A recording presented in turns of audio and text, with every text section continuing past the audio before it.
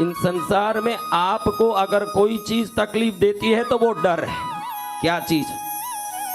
किसी को रोग का डर, अरे मुझे ये रोग लगा, अब ये बढ़, वो रोग तो बहुत छोटा होगा लेकिन डर देके कैसे सताएं, वो रोग सिर दर्द के रूप में चालू हुआ है। कुछ नहीं है, शायद 2 दिन में खत्म भी हो जाए, लेकिन इसके विचार में आ रहा है कि ये रोग अब सिर से निकल के पूरे शरीर में फैल जाए और बाद में मुझे कैंसर हो जाए, बाद में मुझे पलंग में पड़ना पड़े, बाद में मुझे मरना पड़े। विचार हमारा बड़ा भटकाता है हमको।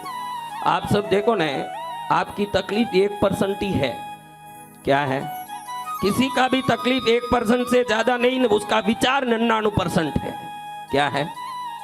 उसका विचार करके कल क्या होगा, परसों क्या होगा, मेरा क्या होगा, परिवार का क्या होगा, मेरे घर का क्या होगा, मैं क्या, अरे सब चले गए, ऐसे बोलते बोलते ही सब चले गए। दुनिया के सभी आदमी जो घर गाड़ने के लिए आए हैं वो मसान गाड़ते हैं, घर कोई नहीं गाड़ सका। संसार का कोई आदमी घर गाड़ने के चक्कर में बैठा, घर किसने गाड़ा? तेरे दादा ने भी गाड़ा, परदादा ने भी गाड़ा। ये जो डर सता रहा है, ये डर से मुक्त होना तो तीनों लोकों में एक ही देवता है जो भैरवनाथ हैं, जो डर से मुक्त करते हैं। किससे मुक्त करते हैं? डर से मुक्त होना हो तो भय रहित करणम इति भैरवम। क्या? हाँ, भैरव अगर दिल में आ गए वो निडर होता है, फिर उसको कोई डर नहीं आता। आपको तकलीफ कम है, डर ज्यादा है। आप बराबर सोचोगे तो मान लोगे ये बात कि आपकी तकलीफ जो आज सता रही है, अरे कल और भी मैं परेशानी में आ जाऊंगा तो घर कैसे चलाऊंगा, और तकलीफ आ गई तो मेरा घर कैसे चलेगा। कल कल करते करते आज के दिन में डरते डरते पूरी जिंदगी बर्बाद करता है इंसान। और आज में आना हो, आज की तारीख में उतरना हो तो भैरव उपासना सर्वश्रेष्ठ वो अस्त्र है जो डर को चित्त विचित्त करके पूरी तरह से आदमी को बलवान बना देता है। मैंने लाखों लोगों को कृष्णगिरी में आके बलवान बनते देखा है। मैं अपने अनुभव से कहता हूँ कि तीनों लोकों में पद्मावती जैसे दाता नहीं और भैरव जैसे नाथ नहीं, ये दोनों अपने आप में बलवान हैं।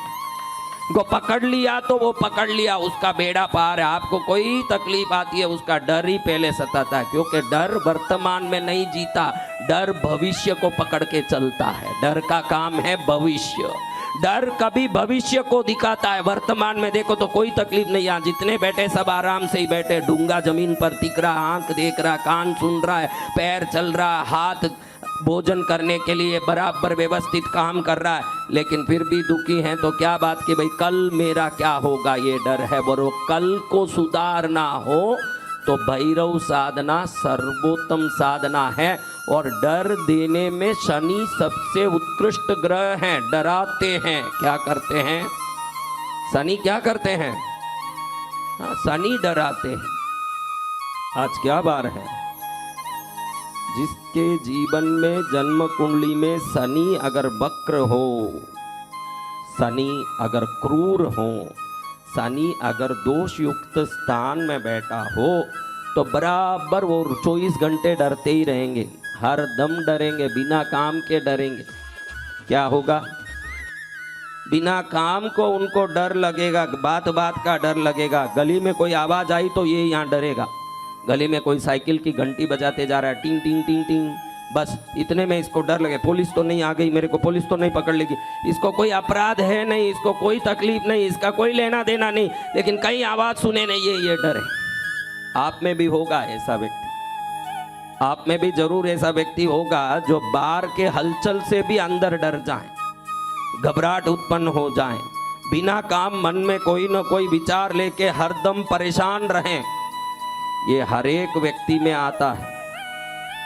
शनि बड़े न्याय प्रिय देवता हैं। कैसे देवता? बड़े न्याय प्रिय है। आपके जीवन में कोई उपद्रव और दुख आ रहा है तो समझो कि पाप बहुत किया है, उसके लिए दुखी नहीं होना चाहिए, पश्चाताप करना चाहिए। हम उल्टा काम करते हैं। आपको रोग आया, आपको संकट आया, आपको दुख आया, आपको पैसे का तकलीफ है तो आप दुखी होते हो। तो फिर कर्म सिद्धांत को मानने के लिए कृष्णगिरी क्यों आते हो महाराज? आप कृष्णगिरी आते हो तो कुछ तो भगवान पर विश्वास है, तो भगवान आपके साथ अन्याय करेंगे क्या? पहले ये बोलो। हाँ, तो फिर दुख किसका है? जब भगवान अन्याय नहीं करते तो दुख किसका? तेरे ही कर्मों का है। तो अब उस कर्मों को दुखी होकर के और बढ़ा के क्या करेगा? मैंने गलती की है प्रभु, मुझे क्षमा करो। ये पश्चाताप से ही तुरंत दुख मिट जाते हैं। पश्चाताप से दुख मिटेंगे कि पाप को देख करके दुखी होने से दुख मिटेंगे? कौन पश्चाताप कर रहा है? बातें तो तुम बहुत बड़ी बड़ी करते हो सभाओं में आके, तुरंत जवाब भी सही देते हो। तुम्हारे जवाब सुनूं तो लगे कि फिर कथा किस लिए करना। तुम लोगों की जवाब सुनू ने तो फिर लगे कि कथा किस लिए करना। तुम्हारे पास सब चीज का जवाब है, उसका आचरण नहीं है तुम्हारे जीवन में। तुम सब जानते हो, तुम जानते हुए अंधे हो। असली अंधा हो न, उसके लिए कोई ना कोई मिल जाएगा पास में संजय बैठ के महाभारत सुनाने के लिए, क्योंकि धृतराष्ट्र असली अंधा था। असली अंधे को कोई हाथ पकड़ के भी दिखा सकता है, जो जान के भी अंधा बना हुआ है उसके लिए दुनिया में कोई इलाज नहीं है। असली अंधे के लिए इलाज है। द माइक वेल से इन द स्पीकर वेल से भारतंबी। असली अंधा धृतराष्ट्र, उसको आप देखे होंगे महल में बैठ के तड़प रहा कि मेरे बच्चों के साथ क्या हो रहा है, मैं देख नहीं पा रहा हूँ, बहुत परेशानी है, कैसे तो भी कुछ दिख जाए, ऐसे करो। तो पास में संजय बैठ के बोलता है कि मैं दूर दृष्टि से देख सकता हूँ, मैं आपको बताऊंगा कि वहाँ क्या हो रहा है। पल पल का वहाँ का दृश्य यहाँ वो वर्णन कर रहा है, क्योंकि वो असली अंधा है। आप बोलते हो, अभी मेरे को सब लोग मिलके बोलते हो हमारे कर्मों से ही हम दुखी हैं, तो आपके कर्मों से आप दुखी हो तो कभी मन में दया आई कि भाई मैंने ये गलतियां की है तो क्षमा भी मांगू? आप भगवान के ऊपर पढ़ के भगवान के बाप बनने की कोशिश करते हो, कभी नीचे झुक के मन में एकदम ग्लानि लाके, घृणा लाके कि मैं बहुत बड़ा अपराधी हूं, प्रभु मुझे क्षमा कर दो, ये भाव कितने लोग में आया है? हाँ, बातें तो बड़ी बड़ी, कथा में कुछ भी सवाल पूछो बराबर जवाब देते, एक भी जवाब झूठा नहीं है, एकदम पक्का जवाब है। इतना जवाब जान लिया है, अगर इतनी जवाब आती है तो वो आचरण में क्यों नहीं आता? तकलीफ यही है हमारे पास, हम सब कुछ जानते हुए भी आंख बंद करके बैठते हैं। आपको मालूम है कि मैं पापी हूं, लेकिन भगवान के सामने जाके मेरे को ये दे दो, धन दे दो, कार दे दो, बंगला दे दो, मेरा पाप मिटा दो, ये पूछने वाला कोई नहीं है। कोई हो तो बताएं कि मेरे पाप मिटाओ। पूर्व जन्म के कर्मों से तो दुख आ रहा है, आप मान तो रहे हो ये बात? अभी तो मेरे सामने सिर हिलाया का हमारा दुख हमारे कर्मों का है। भगवान क्या आपको दंड देंगे?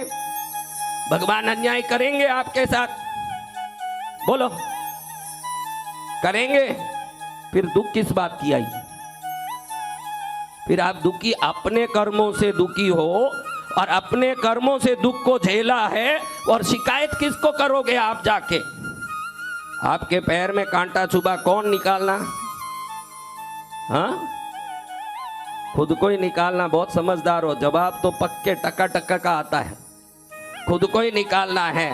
तो आपके जो दुख है ना, उसको भी पश्चाताप और भक्ति करके खुद को ही निकालना है। वो कोई पड़ोसी नहीं निकालेगा, वो दुनिया की शिकायत से नहीं निकलेगी, वो खुद को ही निकालना है। आप में कोई भी तकलीफ है, रोग है, शोक है, दुख है, दरिद्रता है, दुनिया की परेशानी है, शत्रु दुख दे रहा है, कोई भी चीज ले लो, ए टू जेड, क्या ए टू जेड का इलाज आपके पास ही है।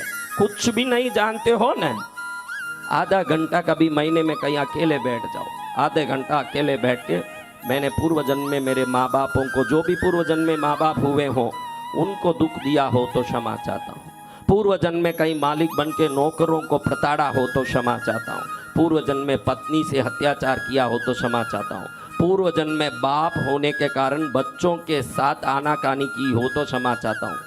आधा घंटा ऐसे एक महीने में एक बार करके देखो, 12वें महीने में आपको दरिद्रता, रोग, दुख सताएं तो मेरे पास आके पूछना, मैं साधुपना छोड़ दूंगा। क्योंकि आप नालायकों के पास अपने गलतियों की क्षमा मांगने की बुद्धि नहीं है। मैं बोलता हूं आपको, आप गलत होते हुए भी सीना थान के जाते हो। जब गलत हो गया कोई आदमी तो सीना झुक जाना चाहिए उस पाप के बोझ से। जिस दिन आप झुक जाओगे उसी दिन प्रभु आपको उठाने के लिए खुद हाथ पकड़ने दौड़ के आएंगे, जिस दिन झुकोगे। गलत हजार प्रकार से हो, गलती हजार प्रकार से करो। मैं कैसे गलत हूं? होगा तेरा बाप।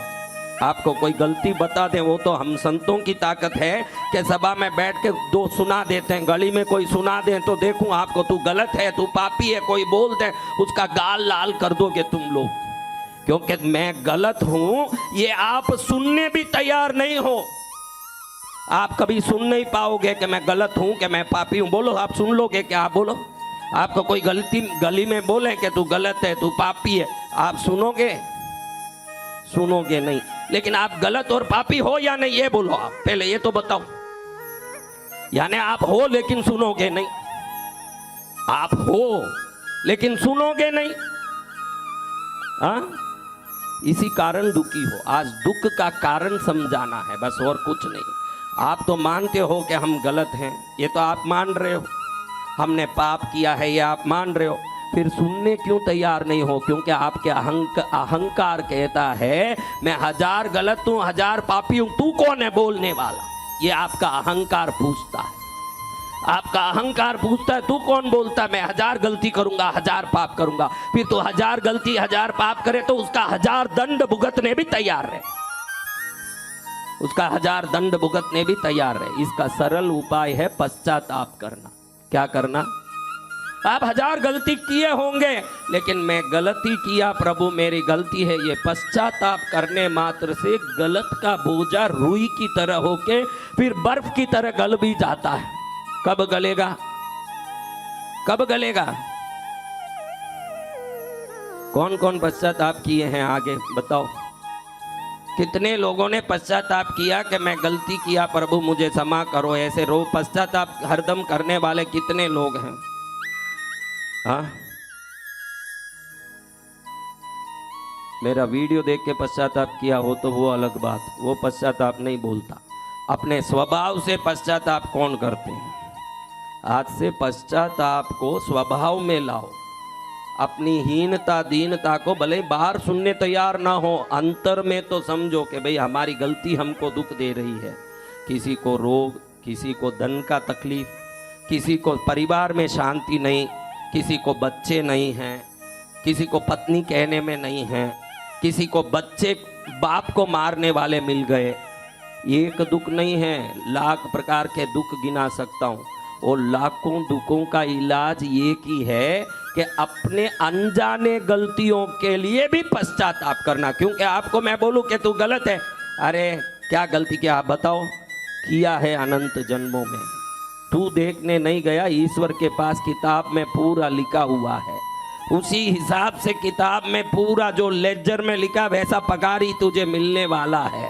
इसलिए अनजाने गलतियों, मैंने जो अनजाने में कितने जन्मों में गलती की, मुझे क्षमा कर दो, ये शब्द भी कोई बोल दे, फिर कोई पूजा की जरूरत है ना कोई जाप की जरूरत है। ये शब्द आपके हर पीड़ा को मिटा सकती है। पश्चाताप में ये ताकत है। और हजार पूजा करोगे तो ये पूजा नए पुण्य को इकट्ठा करेगा। ये जो फर्क है ये समझ लो। आप जो पूजा करते हो, भक्ति करते हो, नए पुण्य का उत्पत्ति करता है, पुराने पापों का नाश नहीं होता। इससे आप सुख दुख दोनों में रगड़ते हो, इसका आप कभी कारण नहीं समझे होंगे। सुख आपके किए शुभ कर्मों का फल बन के हरदम थोड़ा थोड़ा आता रहता है ना, दुख भी आपके किए हुए कर्म का कारण बन के आपको सताता रहता है। इसलिए दुख को मिटाने के लिए पश्चाताप करो, सुख को बढ़ाने के लिए भजन करो। दोनों साथ में करते रहोगे तो कल्याण होगा। दुख को मिटाने के लिए हरदम पश्चाताप करना, क्षमा मांगना। जैनों में बहुत बड़ा ये एक आदत है, कुछ भी गलती हुई है तो तुरंत क्षमा मांगेंगे। आप जैन लोगों को देखो, मिच्चामी दुक्कडम बोलते हैं। कभी भी कोई भी काम हो गया, कभी भी कुछ गलती हो गई, मिच्चामी दुक्कडम, मेरे से गलती हो गई। ये बड़ी सुंदर आदत जैन लोगों में है। वो जानते हैं कि क्षमा मांगना इस दुनिया में वीरों का काम है ना, झगड़ा करना कायरों का काम है। कोई कहे कि क्षमा मांगे वो कायर है। जो खुद को झुका सकता है उससे बड़ा वीर दुनिया में कोई नहीं हो सकता। जो खुद झुक गया वो दुनिया में सीना तान के चलता है। झुकना सीखे वो, उसका कल्याण भी हो जाए। आज बड़ा शनिवार आया है। क्या बार आया? शनि कैसे कैसे ही तकलीफ देने लगते हैं, लेकिन ये सभी तकलीफ कर्मों का ही है। और शनि राजयोग कारक है और धन योग कारक। कई लोग शनि आने डरते हैं, उनको मालूम नहीं है शनि देते हैं इस दुनिया में उतना कोई नहीं दे सकता, इतना देते हैं शनि। वो जानते नहीं, आपको ज्योतिष पता नहीं है कि शनि क्या नहीं दे सकते। शनि अगर खुश हो गए चक्रवर्ती पद, इंद्र पद तक आपको प्रदान कर सकते हैं। क्या प्रदान कर सकते? वो शनि ही दे सकते हैं, क्योंकि भैरव के शिष्य होने से शनि में प्रभाव बहुत बड़ा है। क्या है?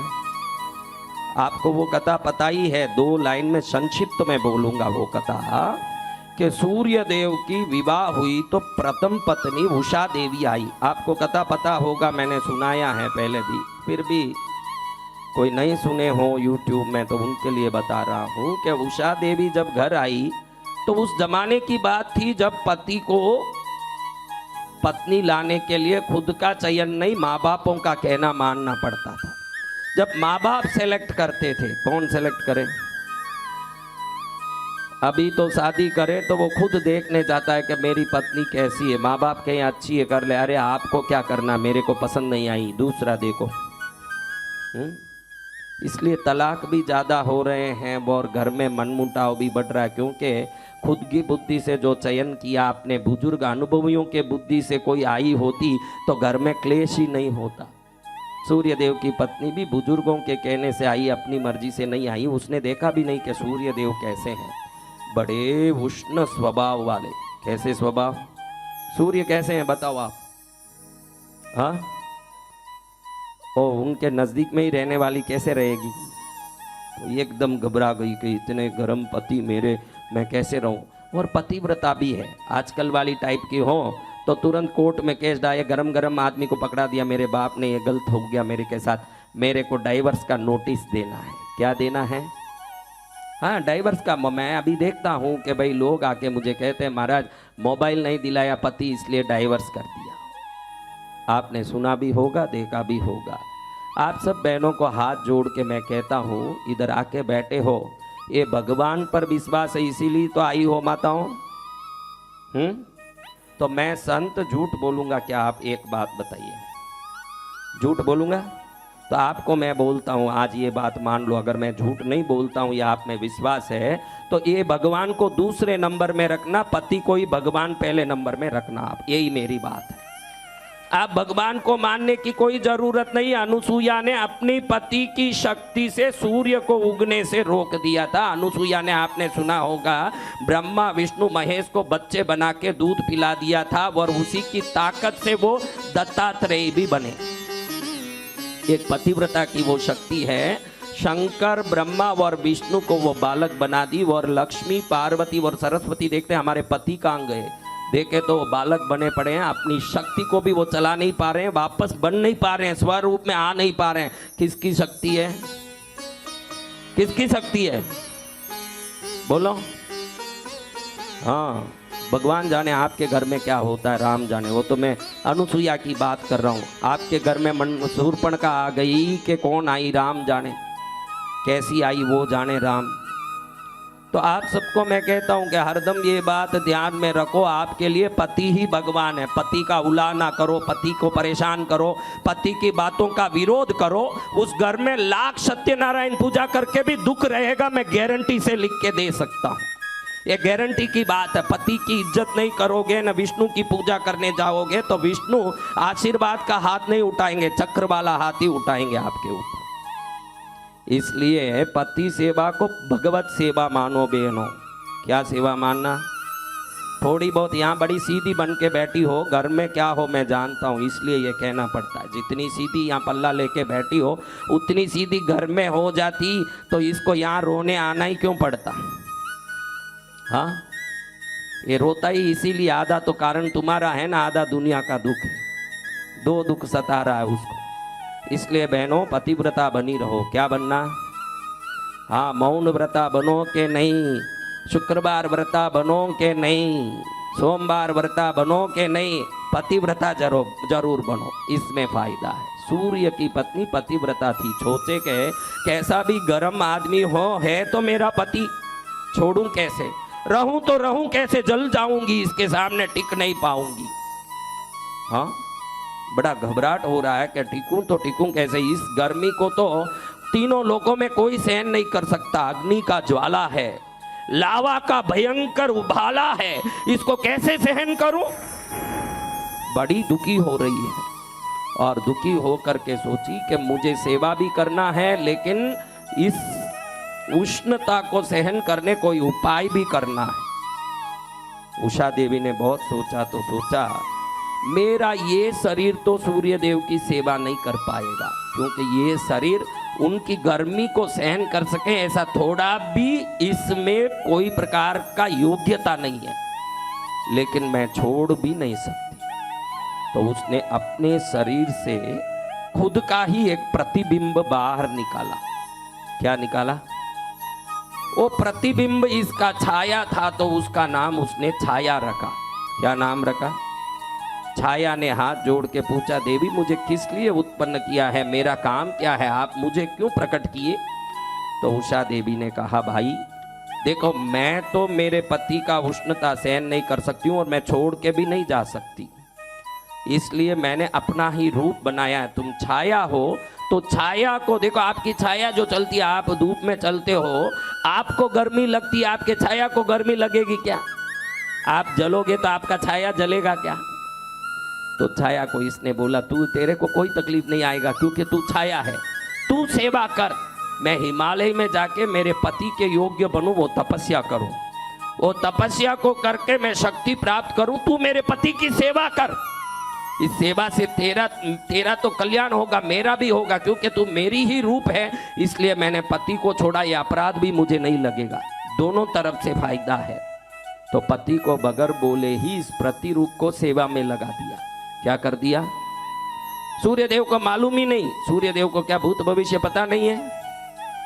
एक क्षण में देवताओं को सब मालूम पड़ जाता है ना, लेकिन देखो वो भी कभी कभी भ्रम में रह जाते हैं, उनको मालूम ही नहीं पड़ा कि ये डुप्लीकेट देवी है, वो उसके साथ अपनी जीवन बिता रहे हैं। वो और सूर्यदेव की पत्नी उषा हिमालय में जाके अश्विनी बन के, अश्विनी कुमार ऐसे ही उत्पन्न हुए। आपको अश्विनी कुमारों का कथा पता हो तो ये सोची कि मैं यहाँ आकर के अगर साधना करूँ, कोई देखे तो जाके बोल देगा पति को कि तेरी पत्नी तो वहाँ बैठी है, ये कौन है, फिर तो कंप्लेंट हो जाएगा। इसलिए इसने घोड़ी बन करके साधना किया। क्या बन के? हाँ, अश्व बन करके इसने अश्विनी बन करके साधना किया। उस समय में जो छाया सूर्य के साथ थी, उनको और सूर्य देव को पुत्र उत्पन्न हुए, यम ऐसे ही उत्पन्न हुए। कौन? इसलिए वो भी काले हैं, छाया के पुत्र हैं। और एक पुत्र हुआ। अब छाया किस रंग का होता है महाराज? बताओ, छाया किस रंग का होता है? तो पुत्र किस रंग का हुआ होगा? देवलोक के बच्चे मजाक करें, देवलोक के बच्चे कहें, अरे कालिया तू कहाँ से पैदा हुआ, तू देवलोक का तो हो नहीं सकता, हम तो देवता गोरे गोरे और स्वर्ण रूपी आभा वाले, तेजस्वी और रोशनी वाले शरीर वाले, तू काला कटिया, तू कहाँ से आ गया? ऐसे उस बच्चे को मजाक करें। अब ये बच्चा रोते हुए माँ के पास रोज जाके बोले, सब बच्चे मुझे छेड़ रहे हैं, चिढ़ा रहे, माँ मैं बाहर नहीं जाऊंगा। एक दिन बच्चों में और इसमें खूब मारा मारी हो गई। ये छाया पुत्र होने से थोड़ा मंद भी था, इसलिए मंद भी था तो इनको पछाड़ नहीं पाया, तो जोर से रोते रोते आया। अभी देखो, आपको मैं एक सवाल पूछूं माताओं, आपका बेटा बाजार में किसी से मार खा के रोते रोते आ रहा है कि भाई इसने मुझे मार दिया, आप क्या करोगे, कैसे लगेगा आपको? बताओ, बोलो माता जी, जोर से बोलो।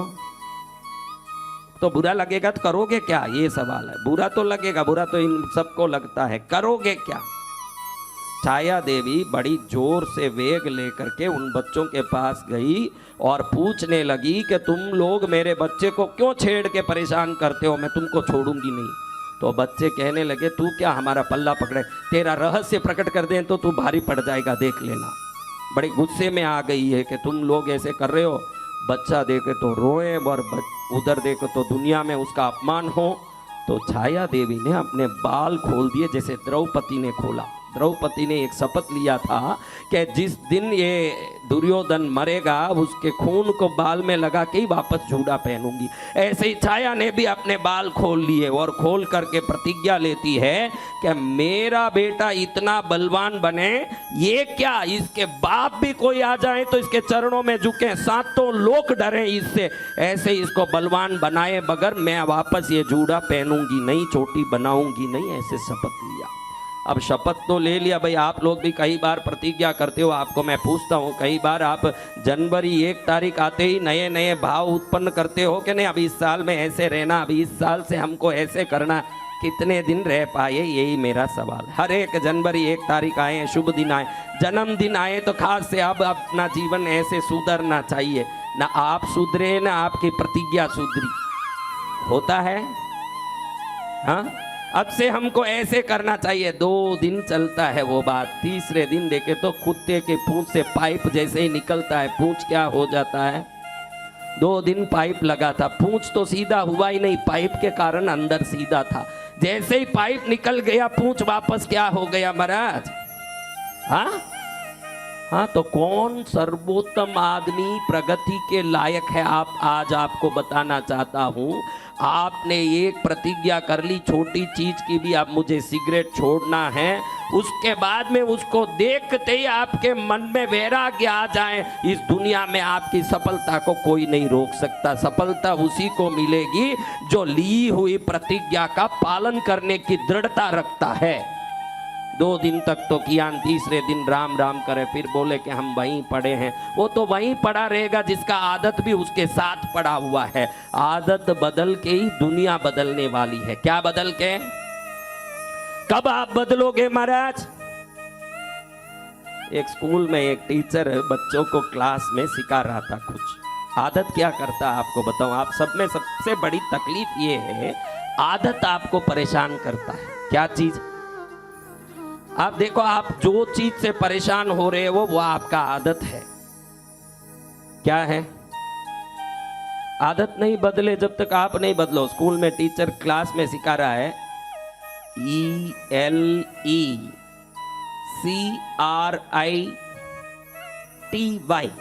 क्या क्या हुआ? इलेक्ट्रिसिटी। अब बच्चों को लिख के पूछता है ये क्या है, सब बच्चे बोले इलेक्ट्रिसिटी इलेक्ट्रिसिटी। एक बोलता है इलेक्ट्रिकिटी इलेक्ट्रिकिटी। क्या बोलता है? हाँ, क्या बोलता है? इलेक्ट्रिकिटी। अब ये सोच, अरे इलेक्ट्रिकिटी नहीं है, इलेक्ट्रिसिटी है, बोल। तो वापस उठ के, नहीं सर इलेक्ट्रिकिटी। क्या बोले? इलेक्ट्रिकिटी। अब 20 बार समझा दिया टीचर ने, ये सुने नहीं। तो उसने बोला तेरे बाप को बुला के ला, जा मैं उसको समझाता हूँ तभी तू समझेगा। उस जमाने में ये बात थी, बाप खुद बच्चों को लाके टीचर को बोलते थे मारो इसको, अच्छे से मारो, सुधरना चाहिए। आज कोई हाथ तो लगा दें टीचर, बाप आता है लड़ने के लिए, उसको मालूम नहीं आज के बाप को कि ये टीचर वो बाप है जो तू नहीं कर सकता, वो करके तेरे बच्चे को सुधार रहा है। ये आज के बापों को मालूम नहीं है मेरे बच्चे पर हाथ ही नहीं लगना चाहिए। जिस बच्चे पर किसी का हाथ नहीं लगे वो अछूता होकर के पड़ा रहता है जिंदगी में। और 4 हाथ लग गया तो सोने पर जितना मार पड़ता है वो इतना ही बारीक गहना बनता है। बच्चों को जो बड़े संयम और संस्कार से पालते हैं वही बच्चे दुनिया में नाम करने वाले बनते हैं। लाड से ये मीठा बन सकता है, शुगर फैक्ट्री जैसे बन सकता है, लेकिन बिगड़ेगा मिठाई से। लेकिन जो खरास है उन बच्चों को सोना बन के निखरने के लिए शक्ति दे देगा। बच्चों में थोड़ी कड़काई भी होनी चाहिए, ऐसे मैं मानता हूँ कि थोड़ा कड़काई हो बच्चों के लिए, वो बच्चे होनहार। मेरे बच्चे को कोई हाथ लगा दिया तो देखूं वो बच्चा पोला है। क्या है कि नहीं? अब बच्चे को टीचर ने क्या बोला, बताओ क्या बोला? हाँ? हाँ? तो बाप और दादा दोनों आ गए। बाप को ये शिकायत के रूप में बोले कि तेरे बेटे को कितना भी समझाओ ने तो ये इलेक्ट्रिसिटी को इलेक्ट्रिकिटी इलेक्ट्रिकिटी करता है। तो बाप बोला छोड़ो साहब, ये इसमें कैपेसिटी नहीं है। हाँ, इसमें कैपेसिटी नहीं है। ला है कैपेसिटी है रे, कैपेसिटी नहीं। बाप ही ऐसा है तो बेटा कैसा रहेगा। तो दादा पास में खड़ के बोले, साहब ये सब आप अलग से बुला के बोलना चाहिए, इसका पब्लिसिटी नहीं करना चाहिए आपको। हाँ, इसका पब्लिसिटी क्या करते हो। दादा पब्लिसिटी को पब्लिसिटी बोले और बाप कैपेसिटी को कैपेसिटी बोले, तो पोता तो फिर क्या बोलेगा इलेक्ट्रिसिटी को, आप समझिए क्या बोलेगा, क्या बोलेगा। तो आप ध्यान रखिएगा, आप में कई जिद्दियां अभ्यास बनी हुई है। अच्छे से सोचोगे, कोई अच्छा आदमी आके बोले तो आप बोलोगे 50 साल से हमारी पीढ़ियों में यही चलता है, हमको मत सिखा। आप ये बोलोगे हमारे दादा ऐसे करते थे, हमारे वो एक पब्लिसिटी वाला है ना, ये दूसरा कैपेसिटी वाला है, तो तीसरा तो इलेक्ट्रिसिटी वाला ही आएगा ना। तो आपका बाप कोई भगवान नहीं है, आपके लिए भगवान होगा, लेकिन हर बाप दादा में शास्त्र का ज्ञान होना जरूरी नहीं। मैं घड़ी घड़ी ये बोलता हूँ, अगर कई गलती दिखती है तो उसको सुधारने की भी मन में तुरंत दृढ़ता रखो कि ये गलती अनेकों पीढ़ियों से हमारे घर में चली है, अब ये गलती नहीं चलनी चाहिए। गलती सुधार ही मनुष्य की उन्नति का पहला सीढ़ी है, अगर नहीं है तो नहीं है। मेरा बाप कर दिया इसलिए मैं करूंगा ही, तेरा बाप कोई विष्णु का अवतार नहीं, वो 10 अवतार ही है, 9 हो गए ना, एक अलग होगा, तेरा बाप कहाँ से आएगा। हमारे लिए माँ बाप पूजनीय है, ये एक अलग बात, जरूर पूजो, वो आपके लिए देवता समान है, लेकिन कोई गलत काम हो रहा है तो उसको सुधारने की दृढ़ता भी हमारे में होना चाहिए। हर घर में कुल देवता की गलत पूजा होती आती है। कई बार हम देखते हैं कि पीढ़ियों से गलत पूजा, कई घर में पीढ़ियों से गलत देवता को बैठाया हुआ है। इसको बोलो कि गलत देवता नहीं, दादी ने उसी को पूजा, महाराज परदादी ने भी पूजा, हमारी माँ ने भी पूजा, तो अब कैसे बदले। अच्छा, तो तू तेरी माँ ने पूजा इसलिए गलत देवी की पूजा करेगा, तेरी कुल देवी इसलिए लात मारती है, तू दुखी है। सुधरना है कि मेरा बाप बोल रहा है भाई कैपेसिटी, इसलिए मैं भी इलेक्ट्रिसिटी बोलूं। आदत बदले को, आपको दुख देता आदत ही है, हर एक में एक आदत दुख देता है। प्रधान आदत आप में अगर दुख देता है तो लिख के दे सकता हूं, आलस आपको दुख देता है। सबसे बड़ा आदत अगर आप में खराब आदत है तो दुख देता आलस। आप सब आके मेरे पास बोलते हो कि भाई मुझे धन चाहिए, सुख चाहिए, आरोग्य चाहिए, अगर उसके लायक के होते आप तो आज ही मिल जाता कि रुका रहता, आप बताओ फिर। हाँ, अगर नहीं मिला है तो आरोग्य में कोई सुधार आना चाहिए कि आप में कोई सुधार आना चाहिए। अगर नहीं मिला है तो आप में कोई सुधार आना है कि बैंक में कोई सुधार आना है। अगर नहीं मिला है तो दुनिया के रिश्ते में सुधार आना। आप क्या बोलते हो, अरे मेरा बाप सही होता तो आज मैं कहीं पहुंच जाता, उसने मुझे पढ़ाया नहीं। अरे नहीं पढ़ा हुआ अंबानी अदानी सब बैठ करके दुनिया के अरबोपति बन गए, तो तेरा बाप को नहीं पकड़ते हुए तेरी मेहनत को पकड़ता तो तू भी कभी अंबानी बन जाता। बाप की क्यों शिकायत करता है महाराज। हाँ? अगर मेरी माँ अच्छी होती तो घर में शांति होती, दोनों लड़ते रहे इसलिए हमारा काम खराब हो गया। अरे दोनों लड़ते रहे तो और अच्छा, उनको लड़ने दो, तुम बाहर जाके अपना काम करके बड़े बनो। तुम दूसरों की शिकायत करने में दुनिया में समय लगाए कि अपनी प्रगति में समय लगाए, यहाँ हाथ लग के सोचो, फिर आप मान लोगे। आपके हर दुख का आपके पास पराये लोग ही कारण है। आप देखो, टटोलो आप, बहू अच्छी आ जाती तो बहुत अच्छा होता, बहू के कारण मेरा घर बिगड़ गया। अरे तेरा बेटा सुन लेता तो भी कल्याण होता, उसका भी तो नाम ले। हाँ, किस किस का नाम लेगा।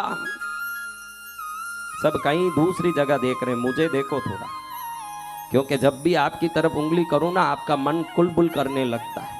आप वो सहन नहीं कर पाते हो कि आप गड़बड़िए हो, इसके कारण आप इधर उधर देखने लगते हो। मैं आपको बहुत अच्छे जानता हूँ, यहाँ नहीं करोड़ों को देखा हुआ हूँ, आपके नीचे से लेके ऊपर तक की चीजें मैं अच्छे से जानता हूँ। जब आपको गलत दिखा दूं ने तुरंत आप उधर देखने लगो, इधर चोर ही इधर उधर देखेगा, साहूकार सीधा मुझे ही देखेगा, इधर उधर क्यों देखना है।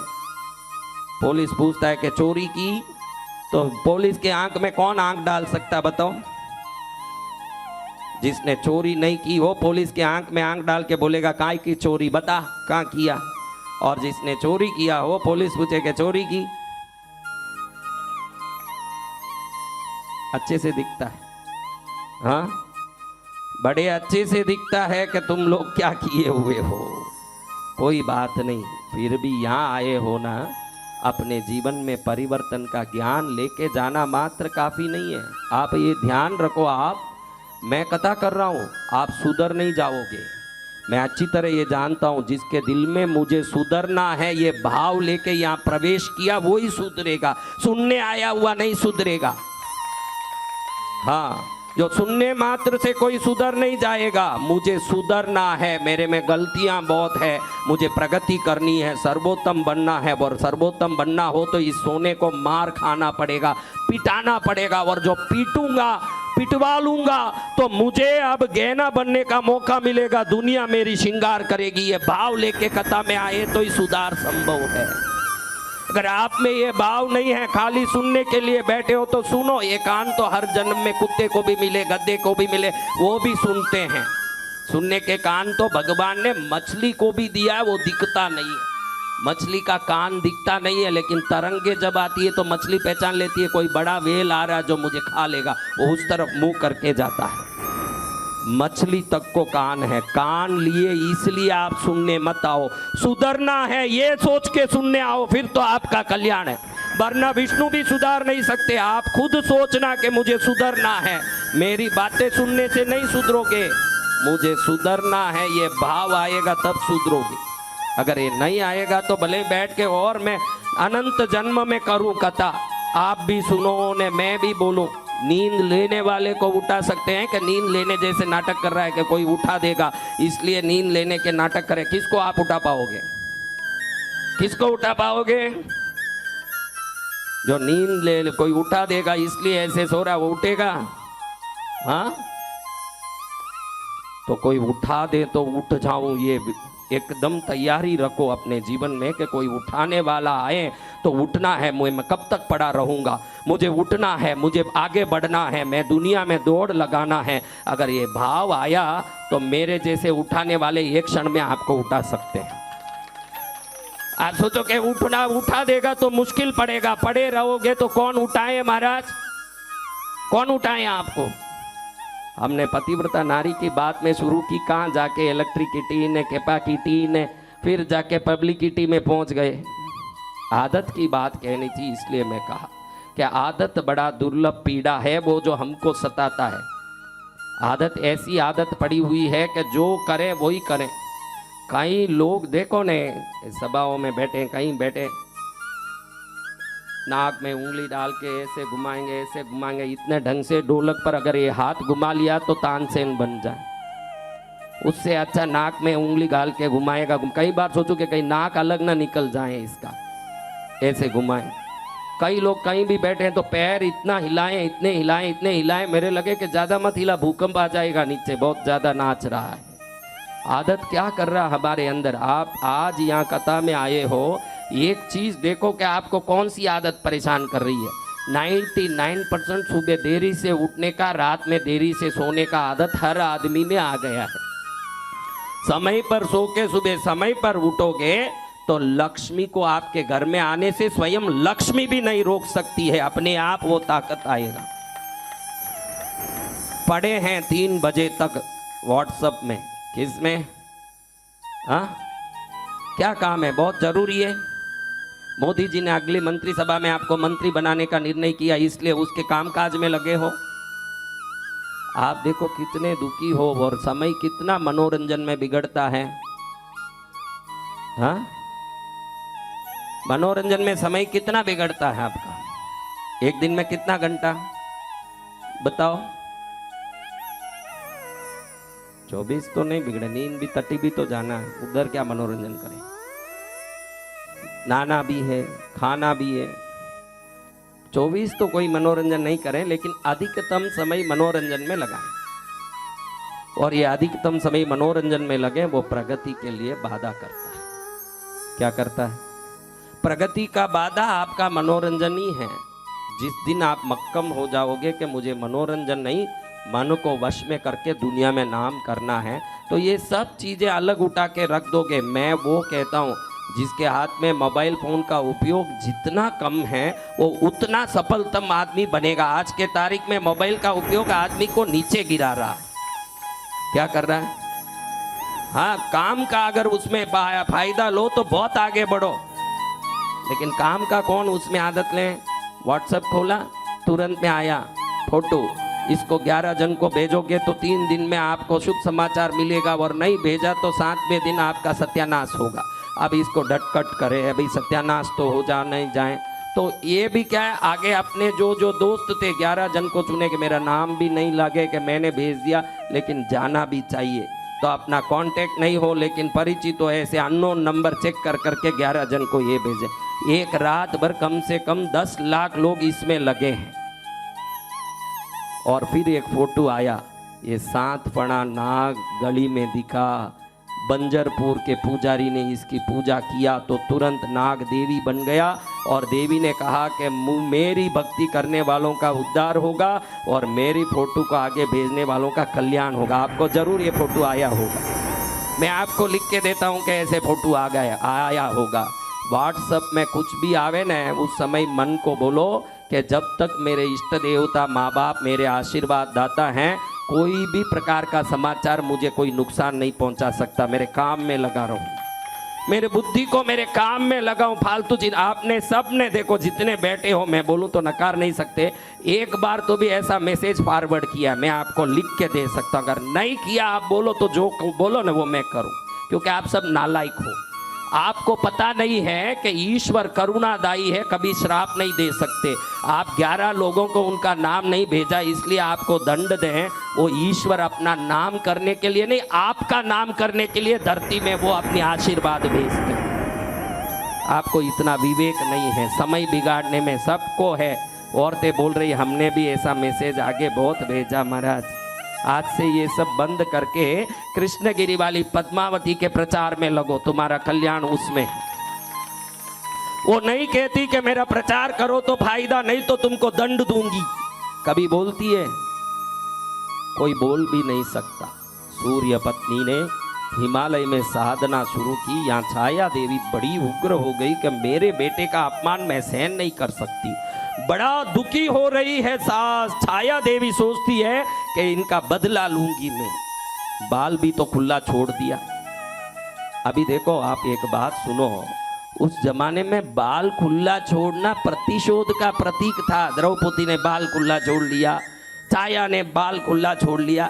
आजकल बाल खुला छोड़ना एक फैशन है। भगवान जाने कि किसके मरने के बाद ये चोटी पहनेगी, क्योंकि वो बोलती है दुर्योधन मरे तो चोटी लगाऊं, वो बोले फलाना मरे तो छाया बोले मैं चोटी लगाऊं। ये जो बाल खुला छोड़ी है, इनको पता नहीं है कि उस जमाने में देवियां बाल इसलिए खुला छोड़ती थी कि उनको कोई दुख आ गया। आप देखो द्रौपदी को दुख आया, बाल खुला छोड़ दी कि नहीं? छाया को दुख आया, बाल खुला छोड़ दी कि नहीं? आजकल ये भूतनियां जैसे बाल खुला छोड़ी, इनको क्या दुख आया राम जाने। आप तो अच्छी देवी की तरह चोटी करके भगवान के सामने खड़ी रहो। जब आप संस्कार युक्त रहोगी, आपको तो बिना पूजा ही देवों का आशीर्वाद मिलेगा जब संस्कार रहेगा, नहीं तो काई का आशीर्वाद। अब छाया मन में सोचे कि मेरे बेटे को तैयार करना है। ये मंद भी है, बेटा कैसा है? बेटा मंद भी है और कोई कुछ बोले तो डरता भी है। तो गुरु बिल्कुल मजबूत चाहिए। आप ध्यान रखो, आप कमजोर हो न तो कहीं चल जाएगा। शास्त्र की बात कहता हूं, आप कमजोर हो, डरपोक हो, आलसी हो, दुर्गुणी हो, सब चल जाएगा। लेकिन आपका गुरु मजबूत हो, ये बहुत जरूरी है। अगर गुरु मजबूत हो गया तो आपके अंदर से हर चीज को बाहर निकाल के आपको साफ करके ही रहेगा। लेकिन सुधरने की शक्ति आप में भाव होनी चाहिए। सुधरने के भाव नहीं हो तो फिर तो मैंने बोल दिया ईश्वर भी कुछ नहीं करेगा। यहाँ कई नालायक आए हुए हैं, रूमों में पड़े रहे, आराम से आए, जब जचे जाएं। ऐसे नालायक बहुत है, इस कथा में भी आए हुए हैं। आप सुधरने के भाव लेके नहीं आओगे, जब तक ईश्वर भी नहीं सुधार सकेगा। ऐसे मंडपों में आपको नहीं आना चाहिए। सुधरने के भाव है वही कथाओं में आए। भाई मुझे सुधरना है, मुझे श्रेष्ठ बनना है, मुझे सर्वोत्तम बनना है, मुझे सर्वशक्तिमान बनना है, दुनिया में नाम करना है। दुनिया में नाम करना है तो वो नाम की ताकत देने वाले गुरु के पास नाम की ताकत लेने की भाव लेके जाना चाहिए। बैठे बैठे सुनूं, टाइम पास करूं। ये तीर्थों की रोटी फोगट में खा के तीर्थों को क्यों नुकसान करती हो? ये तीर्थों में पड़े रह के तीर्थों की पानी बिजली का काई लिए नुकसान करते हो? जब तुमको रहना ही है तो मैं यहाँ से जाऊं तो दुनिया के लोग बोलें कि गया तो गया था, आया तो कुछ बन के आया। अगर ऐसे बोले तो फिर आए हुए फायदे के? गया तो गया था, लेकिन आया तो कुछ नूर है भाई, कोई रोशनी है, कोई ताकत है इसमें। अगर ऐसे कह दें तो बोलने वाले कथाकार की भी महिमा बढ़ जाए और सुनने वाले भक्तों की भी महिमा बढ़ जाए। महिमा कब बढ़े? कुछ मैं बन जाऊं ये सोच लेके आए। कब आए? हाँ, सुनने के कान लेके मत आओ, बदलने के भाव लेके आओ, तब कल्याण है। सुनने के कान लेके तो आ गए, सुन के क्या करोगे? बदलने के भाव आ गए तो यहाँ से जाओगे तो जरूर 24 कैरेट बन के ही जाओगे, 23 भी नहीं, पूरा 24 मिलेगा। क्योंकि गुरु तो ठोकने के लिए तैयार है, कोई ठुकवाने तैयार होना चाहिए ना। कोई ठुकवाने तैयार हो जाए तो फिर तो वो गहना बना के ही दुनिया में श्रृंगार कर दें उसका। कोई ठुकवाने, हाथ से आप ध्यान रखो, सुधरने का भाव हरदम रखो, सुनने का भाव नहीं। कथाएं सुनने के लिए नहीं है। आप सोचो कि जिंदगी भर महाराज बोलते रहे हैं और हम सुनते रहे, सुनने के लिए कथा नहीं है, सुधरने के लिए कथा है। और मैं सुधरने आया हूं ये भाव लेके कथा सुनो। आपको घड़ी घड़ी में निवेदन करता हूं, नहीं तो हमारे तीर्थों की रोटी तोड़ के या नुकसान मत करो फोगट में। आपको यह रखा जाता है बिजली, पानी, खर्चा, अन्न, किस लिए? कि ये भारत में संस्कार की सर्वोत्तमता प्रकट हो, भारत के हर व्यक्ति में समृद्धि प्रकट हो, वो हर प्रकार के दुख से मुक्त हो के सर्वोत्तम बने। ये एक विचार नहीं हो तो काहे लिए हम बैठ के बकबक करें? इतना लाइव वाला, इतना साउंड वाला, इतना पंडाल, इतना खर्चा, कोई तो पैसा लगा होगा। तो ये पैसा क्यों लगा रहे हैं? आप सर्वोत्तम बन जाएं तो मैं समझूंगा कि पूरा वसूल हो गया। कब वसूल होगा? कब होगा? जब आप सुधरने के भाव लेके करोगे। छाया देवी ने तपस्या की, बड़ी तपस्या करके साधना की कि मेरे बेटे का गुरु कौन बन सकता है, ये जानने के लिए तपस्या की। गुरु जल्दी नहीं मिलते, आप ध्यान रखिए, टटोलना पड़ेगा। कहीं भी जाके मेरी बातों को सुन के मुझे गुरु बना दिए और पीछे से मैं लुच्चा निकला और लोफर निकला, बड़े दुखी हो जाओगे आप कि भाई इसके बातों में आ गए। संतों की कथा सुन के उनके ज्ञान से किसी को गुरु नहीं बनाना। ज्ञानी गुरु नहीं होता। आप में कोई ऐसा भ्रम है तो निकाल दो। ज्ञान तो तोते में भी आ जाएगा। राम राम सिखाओ तो तोता भी राम राम बोलेगा। ज्ञानियों को नहीं, गुणियों को गुरु बनाना चाहिए। ज्ञानियों को गुरु बनाओ, बहुत अच्छा सुंदर बैठ करके भाषण दें, पाठों पर बैठ के, व्यासपीठ पर बैठ के बड़ी बड़ी भाषा दें। अंदर जाके देखो तो लीला ने, लैला ने, शीला ने सब हाथ डाल के बैठा हो तो एक दिन पश्चाताप कर लोगे कि इस सत्यानाशी को गुरु बना के मेरा तो जन्म बिगड़ गया। समझ रहे हो? जो स्त्री मात्र को मां मानता हो, जो पैसे मात्र को तुच्छ मानता हो, अपनी क्रिया और साधना के सिवाय संसार से प्रपंच नहीं रखता हो, किसी के दुख मिटाने के लिए उसके साथ बैठ के मनोरंजन नहीं करता हो, अपनी साधना अपनी मस्ती में रहें, उसके सिवाय किसी को मैं साधु ही नहीं मानता। मेरी तो यही है पर्याय। कोई साधु ही नहीं है, वो साधु गिनती में ही नहीं आता। जो आपके साथ आप बोलो कि मैं बहुत दुखी हूं, मेरा थोड़ा सुनो, आपका सुनने बैठे, धीरे धीरे आपकी सुई वो लेता रहे, धीरे धीरे आपकी सुई लेके वो क्या बनेगा? हाँ, डॉक्टर पेशेंट को सुई डालना कि पेशेंट डॉक्टर को सुई डालना? बताओ महाराज, होता क्या है मठों में, आश्रम में? भक्तों आके गुरु को सुनावे। अरे समझो तो सही, गुरु को भक्तों को सुनाना चाहिए। तेरा कोई भी दुख हो, जब गुरु की वाणी सुन के उस प्रकार से जीवन जिएगा तो तेरा दुख तो वैसे ही समाप्त हो जाएगा। लेकिन महाराज एक मिनट मेरा सुन लो ना, मेरा सुन लो ना, थोड़ा सुनना जरूरी है आपका। अच्छा, तू पेशेंट हो के गुरु को सुई डालेगा, डॉक्टर को तू सुई डालेगा, और वही डॉक्टर पेशेंट हुए हैं जो पेशेंटों से सुई लेते रहे हैं। वो पेशेंटों की सुई लेंगे घड़ी घड़ी, भाई वो बोलना चाहता है और ये सुनते रहेंगे, भाई मैं गुरु बना। चेले को बनाए रखने के लिए मुझे थोड़ा सुनना पड़ेगा। ऐसे चेले ही किस लिए भाई तेरे? अगर उनका सुन के ही तुझे चेले रखने, ऐसे चेले कोई भेज दे, जरूरत नहीं है।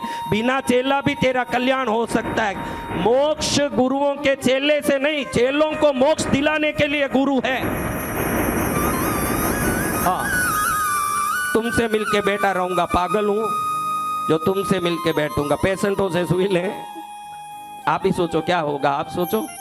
आप तो इसी भावना से आए ना कि थोड़ा सा टाइम मिले तो गुरु के कान में खुसुर फुसुर करें। आप सच्ची में बोलो ये भाव लेके आए कि नहीं? वो तो गुरु बड़ा मजेदार मिल गया इसलिए नजदीक भी नहीं जमाता, नहीं तो आप उसका चमड़ा भी लोच के थोड़ा पैकेट में डाल लोगे कि साधना वाला चमड़ा है तो जेब में रखेंगे तो लक्ष्मी आएगी। आप तो चमड़ा भी उधेड़ दोगे। अगर कोई न्यूज़ फैल जाए कि वसंत विजय का इतना सा चमड़ा तेरे पास रहेगा तो अरबोपति होंगे, अब वो चमड़ा आप बोलो यहाँ हाथ लगाओ, लो हाथ लगाओ, इतना चमड़ा तो भी मिल जाए ये सोचोगे या ये चमड़ा लेके बड़ा दुख होगा गुरु को ये सोचोगे? आप बोलो जो बोलना बोलो। हाँ, तो यानी आप गुरु का चमड़ा उधेड़ने तक तैयार हो जाओगे।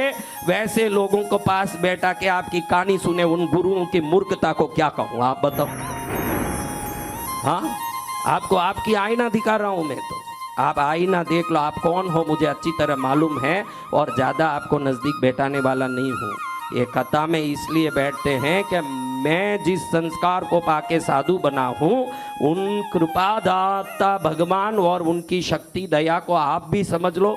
सदा के लिए घर जाओ तो भी उनकी सेवा में लगे रहो और उनकी सेवा से आपकी जीवन भी मेरा जीवन जैसे सुखमय जीवन हो जाए। मेरा तो एक ही लक्ष्य कि मैं कैसे मस्ती में हूँ। देखो मेरा चेहरा ही देखो कितना मस्ती में है।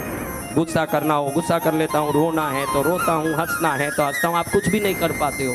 गुस्सा आए तो भी अरे वो क्या बोलेगा, रोना आए तो भी अरे वो देखेगा, हंसना आए तो भी अरे दुनिया देख रही। अरे तेरी जिंदगी है, तू साफ सुथरा जिएगा तो ईश्वर की कृपा पाएगा, ये भी समझ तेरे में नहीं है। क्या बोलो आप लोगों को? अब छाया देवी ने साधना की तो आकाशवाणी हुई। छाया देवी इस उद्देश्य से साधना की कि मेरे बेटे को बलवान कौन गुरु बना सकता है, तो आकाशवाणी हुई, देखो अगर मोक्ष चाहता होता तेरे बेटे के लिए तो उसके लिए कई गुरु भी है। सिर्फ संसार चाहते तो उसके लिए कई गुरु भी है, लेकिन तू तेरे बेटे के लिए इस जन्म में पर जन्म में अध्यात्म में ज्ञान मंत्र सिद्धि योग सिद्धि गणित भूगोल नक्षत्र विद्या सिद्धि ज्योतिष सिद्धि से लेके पराक्रम सिद्धि वीर सिद्धि विजय सिद्धि युद्ध सिद्धि ज्ञान सिद्धि अनेक सिद्धियां चाहती है। कुछ गुरु हैं जो वैराग्य परक बातें सिखाते हैं। क्या सिखाते हैं? उनके पास जाओगे तो वैराग्य आ जाएगा। आप सोचोगे मैं शराब पी रहा हूँ, मैं सिगरेट पी रहा हूँ, मैं तंबाकू खा रहा हूँ, लेकिन ऐसे गुरु होते हैं जो 4 कथा में सुई डाल के उसको वैराग्यवान बना देते हैं। कुछ गुरु ऐसे होते हैं जो आप जाओगे तो आपके मनवांचित मंत्र की दीक्षा देके वो मनवांचित मंत्र की सिद्धि करा देते हैं। कुछ गुरु ऐसे होते हैं आपको ज्योतिष सिखा देते हैं। कुछ गुरु ऐसे होते हैं घर गृहस्थी कैसे चलाना ये सिखा देते हैं। आकाशवाणी कहता है कि तू अपने बेटे को सब कुछ बनाना चाहती है, धर्म अर्थ काम मोक्ष चतुर्विध पुरुषार्थ से बलवान बनाना चाहती है। कोई भगवान है देवता वो देते हैं, कोई भगवान देवता ये देते हैं, लेकिन तू हर एक चीज मांगती है। अगर हर चीज चाहिए तो तीनों लोकों में एक ही देवता है, उनके पास जाके तेरा बेटा तू सोचे जैसे बलवान बन सकता है। वो एक देवता भैरव देवता है। आकाशवाणी कहता है वो एक देवता कौन है? वो एक देवता भैरव देवता है। तो उनके पास अपने बच्चे को ले जा करके शिष्य बना ले, फिर देख तेरा मनोरथ कैसे पूर्ण होता है। ऐसे आकाशवाणी कहता है। ये सुनने के बाद छाया का रोम रोम खुश हो गया। आपका भी कोई काम होता दिखे, काम बाद में होगा 10 दिन बाद, लेकिन होता दिखे तो ही आप कितने खुश हो जाते हो। अरे मेरा काम हो रहा महाराज, काम हो रहा है। तो ये भी काम हो रहा, बड़ी खुश हुई कि काम हो रहा है। इधर छाया देवी भैरव लोक में अपने पुत्र को लेके गई। देखती है सूर्य लोक में 12 आदित्य रहते हैं, 12 सूर्य रहते हैं एक सूर्य लोक में। वो इतना बड़ा है कि करोड़ों योजन बड़ा है। ये सोच के गई कि अरे भैरव देव है क्या है, जाके देखो। जब वो जाके देखे तो पता चला कि सूर्य लोक भैरव लोक के करोड़ में 1 भाग भी नहीं है, इतना बड़ा भैरव लोक है। 8 करोड़ काली, 12 करोड़ रुद्र, 12 करोड़ चामुंडी और 12 करोड़ 64 योगिनियों का समूह उधर सेवा में लगा हुआ है। और भैरव लोक के अलग अलग परिधियों को देख करके घबरा गई कि भाई ऐसे भैरव लोक में 128 करोड़ समूह के, 128 करोड़ नहीं बोल रहा हूं, 128 करोड़ समूहों में क्षेत्रपाल 128 करोड़ दिशाओं में खड़े होकर के भैरव लोक में सेवा कर रहे हैं। इसको देख करके छाया दंग रह गई कि मेरा क्या सूर्य लोक है ना मेरा क्या ये दुनिया है। ये देखो ये भैरवनाथ, उधर ही उसको आदर सत्कार के साथ भैरव के प्रति श्रद्धा उत्पन्न हुआ। सब एक एक परिधि को पार करके पहले परिधि में क्षेत्रपालों से आवेदन निवेदन करके उनसे आज्ञा लेके, दूसरे परिधि में बेताल भूत प्रेत आदियों से निवेदन करके आज्ञा लेके, तीसरे परिधि में योगिनियों से आशीर्वाद लेके, 64 योगिनियों में एक एक योगिनी 134 करोड़ योगिनियों के साथ खड़ी हुई है और अलग अलग समूहों में खड़ी हुई है और खड़ी होकर के वहाँ पहरा दे रही है। यक्षिणियाँ हैं, किन्नर है, यक्ष है, गंधर्व है, अप्सरा है, भूत है, प्रेत है, बेताल है, पिचाच है, हर एक 100 करोड़ का समूह लेके खड़े हुए हैं।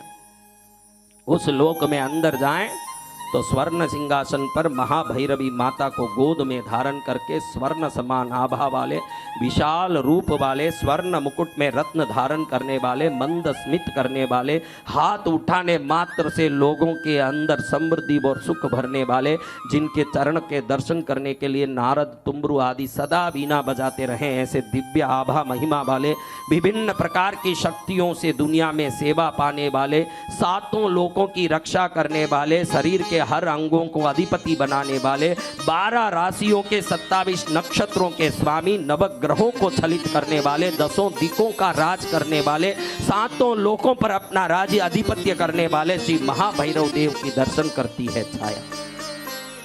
उनको वंदन करके कहती है कि महाराज, मुंह खोलने में डर लग रहा है कि क्या बोलूं इनके महिमा के सामने। आप बोलोगे क्या मोदी के पास जाके कि हमारी गली का लाइट नहीं जल रहा, थोड़ा ठीक कर दो महाराज? हाँ, तो उधर जाके हाथ जोड़ के ऐसी खड़ी है, हाथ जोड़ रही है, महाराज वंदन कर। उधर छाया कहती है, प्रभु मेरे बच्चे को शिष्य रूप में स्वीकार करो। आवाज नहीं निकल रहा है क्योंकि इतनी बड़ी शक्ति मेरे सूर्य लोग इनके कोने में घुस जाएं। जैसे आप समझो, आपको एक उदाहरण बताऊं, ये इतना बड़ा पंडाल है, इतना बड़ा एक भगोना बना दो, बड़ा पीतल का, ये पंडाल जितना, उसमें दूध भर दो, कितना होगा महाराज? उसमें एक राई डाल दो, अब वो राई कितना होगा महाराज? तो उस दूध में दिखने वाले राई की तरह छाया को सूर्य लोक दिख रहा है भैरव लोक के समक्ष। भैरव लोक के समक्ष सूर्य लोक इस बड़े भगोने में पड़े हुए राई की तरह दिख रहा है। ऐसी है उनकी कृपा। अब उनके सामने जाके बोलें कि इसको शिष्य बना लें, बोलने में ही शर्म आवे कि इसको शिष्य बनाए, तो ये महापुरुष जिनके चरण में 138 करोड़ क्षेत्रपालों का समूह, 100 करोड़ देवों का समूह बांध जाके खड़ा करके सेवा करता हो, मेरे बेटे को क्या ये पर्सनली सब सिखाना करेंगे? उनको पकड़ के बैठा के सिखाएंगे? फिर भी हिम्मत ला के बोलती है, आ ही गई हूँ। आप भी सोचते हो ना हम पहुँच ही गए तो थोड़ा ट्राई करें कि महाराज को कैसे ही पकड़े। थोड़ा आप ट्राई लगाते हो कि नहीं? फिर देखते हो कि एक तो तना हुआ आदमी है, फिर छोड़ देते हो, जाने दो राम जाने। तो वैसा ही वो भी थोड़ा देखती है, ट्राई करूं। लेकिन हम जैसे नहीं हैं बैरू जी, मेरे जैसे नहीं है। मैं तो अकड़ पकड़ वाला, क्योंकि मनुष्य हूँ, वो देवता है, वो करुणा के दया के भंडार है। छाया को इशारा देख के ही समझ गए कि इस बच्चे को मेरे को सुपुर्द करने आई है। वो मुंह खोलने के पहले ही वो कहते हैं कि मैंने इसको शिष्य के रूप में स्वीकार कर लिया। छाया तू चिंता मत कर, तेरी इच्छा पूरी होगी। दया करुणा के भंडार है। क्या है? तो भंडार ने कहा मैंने इसको स्वीकार कर लिया, तो चिंता मत कर, जा, जब ये पूरा पड़ जाएगा विद्याओं से मैं तुझे याद करूंगा तब आना। आंख में आंसू बहाते हुए छाया कहें, प्रभु आपकी महिमा कहाँ, आपकी रूप, आपकी शक्ति, आपकी सिद्धि, आपका गुण, आपका वैभव कहाँ है वो? और कहाँ मेरा ये मंद बुद्धि काला बालक? आपने इसको स्वीकार कर लिया। आजकल तो दुकान में एक नौकर रखते हैं तो भी हे देव, अपने दुकान के लायक ये नौकर है क्या देख के रखते हैं, उसको तो खाली उठा के देने का काम, उसमें भी उसकी क्वालिटी, रूप, लक्षण, पढ़ाई सब देखते हैं। आपने कुछ नहीं देखा और दया से आए हुए दीन की बात को स्वीकार कर लिया। धन्य है दयामय भैरवनाथ, आपको कोटि कोटि धन्य है, आप महापुरुष हो। छाया ने अपने बच्चे को भैरव के चरण में छोड़ा। भैरव ने 40 लाख वर्ष तक उस बच्चे को तैयार किया। कितने वर्ष तक? हाँ, ये देव आयु है। 40 लाख वर्ष भी मनुष्य आयु नहीं है, देव आयु में 40 लाख वर्ष। देव आयु का एक रात ही हमारा एक वर्ष है, एक दिन ही हमारा एक वर्ष है, तो समझो 40 लाख देव वर्ष कितना होता होगा। उस बच्चे को गणित सिखाया, विज्ञान सिखाया, भूगोल सिखाया, खगोल सिखाया, जीव राशियों का गुण, वैभव, स्वभाव सिखाया, आत्मा का जो स्थिति सिखाया, मन, वचन, काया कैसे काम करते हैं ये सिखाया, शरीर के लक्षण सिखाए, शरीर के अंदर मनुष्य शरीर की स्थूलता और देव शरीर की सूक्ष्मता सिखाया, विभिन्न प्रकार के कर्मों की शक्ति सिखाई, युद्ध विद्या सिखाया, शस्त्र विद्या सिखाया, शास्त्र विद्या सिखाया, मंत्र विद्या सिखाया, ज्योतिष विद्या सिखाया, नक्षत्र विद्या सिखाया, अंतरिक्ष विद्या सिखाया, मिट्टी को हाथ लगाते उसका गुण बताने की शक्ति सिखाई, व्यक्ति को देखते उसके कर्म को देखने की विद्या सिखाई, भूत भविष्य को समझने की शक्ति सिखाई, कौन कब मरेगा ये आयु ज्ञान कैसे प्राप्त होता है ये सिखाया। 40 लाख वर्ष में भैरव देव ने उस बच्चे को ऐसे तैयार किया कि वो बच्चा तीनों लोक में पराक्रमी और बलशाली हो गया। जो मंद बुद्धि था, काला कुपित था। अब भैरव देव ने एक दिन कहा, बेटा अब तू तैयार हो गया है, अब तू अपनी माँ को बुला, तू जा अपनी माँ के साथ। 1 मिनट में माँ को याद करके छाया सूर्य लोक में प्रकट हुई, सूर्य लोक से भैरव लोक में प्रकट हुई। भैरव लोक में भैरव को वंदन किया। भैरव ने कहा, तेरा बेटा तू जैसी सोची वैसे सूर, वीर, पराक्रमी, बलवान, गुणी, ज्ञानी, संस्कारी और विद्यावान सिद्ध बन गया है, अब तू इसको ले जा।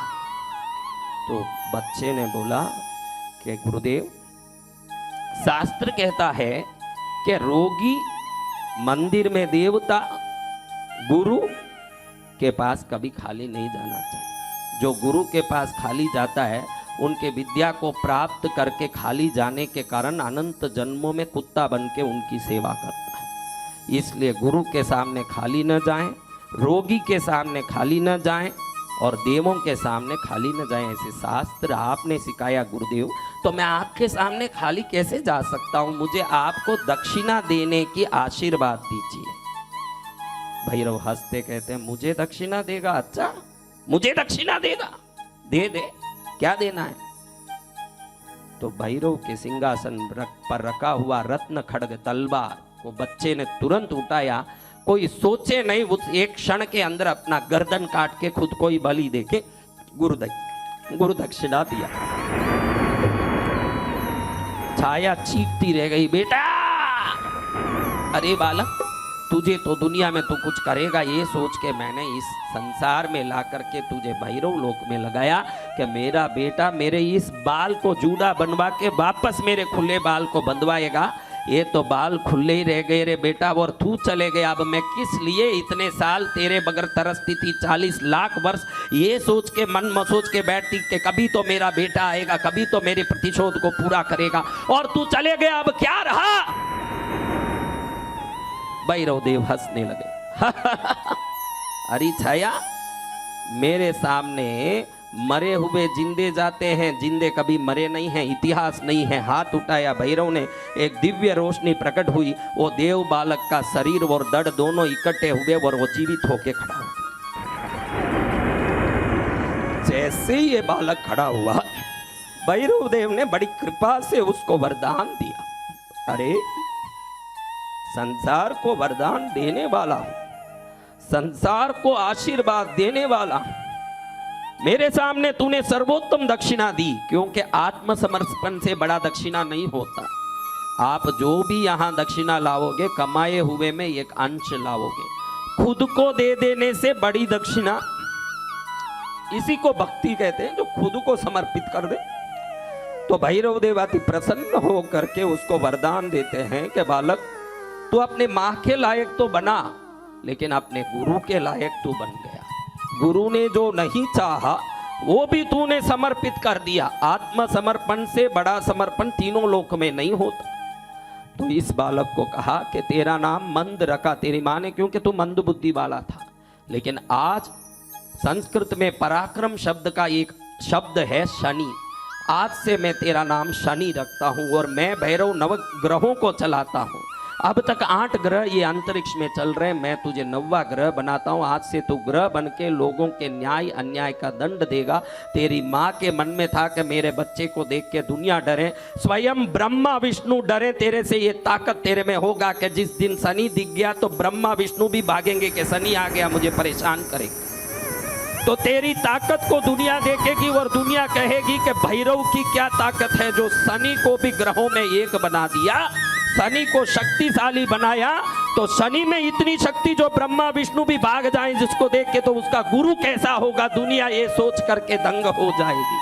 दुनिया में उसकी शक्ति का नाम का डंका बजेगा। बेटा आज से तू शनि नाम से नवग्रह का 9वां ग्रह बनेगा और तेरी शक्ति से दुनिया चलेगी। मेरे बच्चे आज से तेरी शक्ति से पूरी दुनिया मेरी पूजा करेगी। मैं तेल का दीपक का पूजा लेता हूँ। आज से तुझे आदेश देता हूँ कि तू तेल की दीपक का ही पूजा लेगा और कोई पूजा नहीं लेगा। मुझे तिल का तेल पसंद है, मेरा शिष्य होने से तू भी तिल का तेल पसंद करेगा। सावधान, मेरी जो पूजा करने वालों को तू अपनी दशा में कभी तकलीफ नहीं देगा। कोई एक बार भी ओम भैरवाय नमः बोल दे, 7.5 की शनि से दुख से तू उसको मुक्त कर देगा। हर प्रकार के दुख संकटों से मुक्त करेगा तू। भैरव देव की कृपा को पाकर के छाया देवी प्रसन्न हुई।